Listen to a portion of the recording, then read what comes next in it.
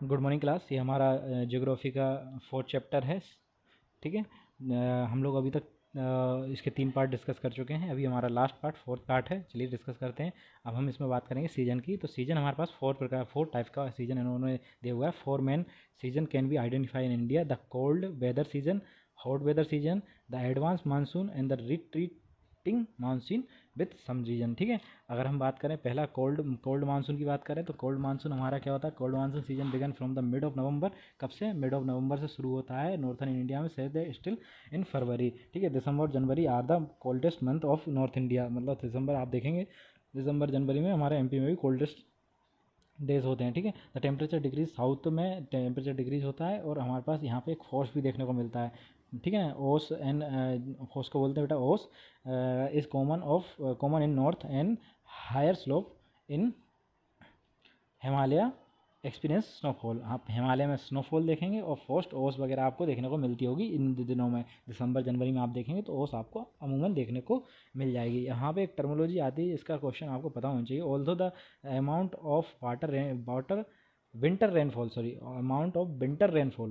Rainfall locally known as mahawat. क्या कहते हैं उसको? विंटर रेनफॉल को महावत कहते हैं।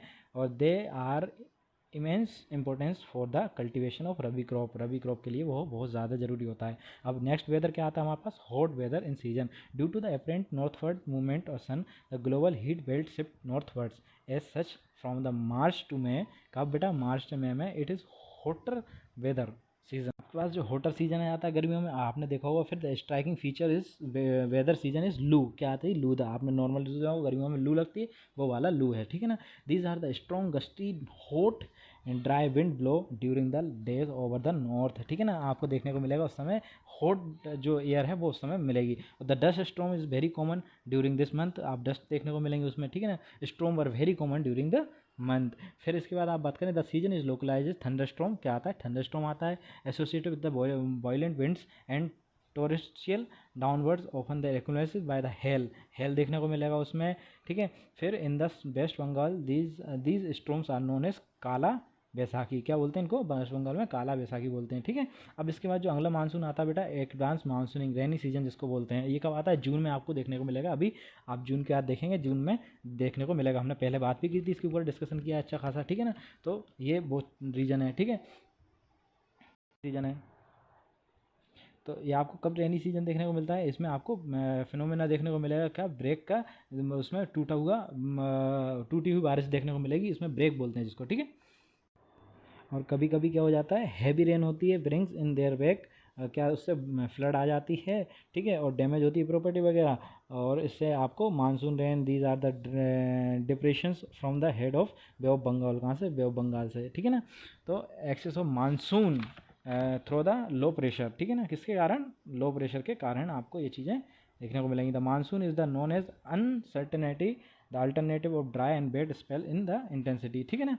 अब यहाँ पे अब लास्ट जो आपका मानसून है वो है आपका रिट्रीटिंग पोस्ट मानसून, मतलब बाद का लौटता हुआ, जिसको बोलते हैं अक्टूबर नवंबर में आता है with the apparent movement of sun toward the south. मतलब सन का साउथ वगैरह जो मूवमेंट होता है उसके कारण दिखता मिलता है। ठीक है ना।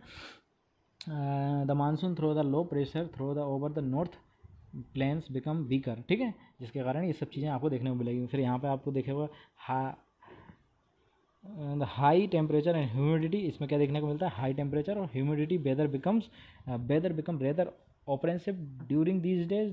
This commonly use as October heat. क्या बोलते हैं इसको? अक्टूबर हीट बोलते हैं। In the second half of October mercury begin fall rapidly. ठीक है। In north India. तो ये देखने को आपको ये चेंजेस देखने को मिलेंगे। अक्टूबर हीट बोलते हैं इसको। ठीक है। अब यहाँ पे आता है एक आपका वेरी इंपॉर्टेंट की डिस्टर्बेंस ऑफ रेनफॉल। ये जो ये आपका रेनफॉल है, इसमें जो रेनी सीजन होता है उसमें आपका रेनी सीजन कितना होता है? The parts of western coast and northern India receive about 400 centimetre to 600 centimetre आपकी बारिश होती है। ठीक है। तो वेस्टर्न रीजन में जो आपका राजस्थान है उसमें 60 होगी। ठीक है। गुजरात का कुछ पार्ट होगा, हरियाणा का कुछ पार्ट होगा। Rain is quickly low and interiorly Deccan plateau east to Sahyadris. Why do this region receive low rainfall? क्यों रेनफॉल इनमें कम होता है? ठीक है। The third area of low precipitation is around Leh and Jammu Kashmir the rest of country receive moderated rainfall, मतलब यहाँ पे कम होता है लेकिन यहाँ पे ज़्यादा होता है, ठीक है। स्नोफॉल भी होता है कहाँ, जम्मू कश्मीर में, हिमाचल हिमालय में देखने को मिलेगा आपको, ठीक है। ऑनिंग the nature of monsoon the annual rainfall is highly variable from the year two year. फिर इसमें आपको एक इम्पोर्टेंट है, गुजरात में आपको देखने को मिलेगा as such that where areas of high rainfall and liable to affected floods and area of rainfall drought fawn etc, ठीक है। तो ये सब चीज़ें इसके कारण ड्रॉट वगैरह भी आ जाते हैं, ठीक है। यहाँ पे monsoon as the unified bond, minus monsoon में जो यूनिफाइड बॉन्ड है वो देखने को आपको कैसे समझ में आता है, तो ये देखो उसको कि है ना, never the less the unified influence of monsoon on the Indian subcontinent is quite precipitable. The seasonal alternative of the wind system and the associated weather system condition provide rhythmic cycle off season, मतलब एक continuous एक rhythm में आपका cycle चलता रहता है season का, ठीक है।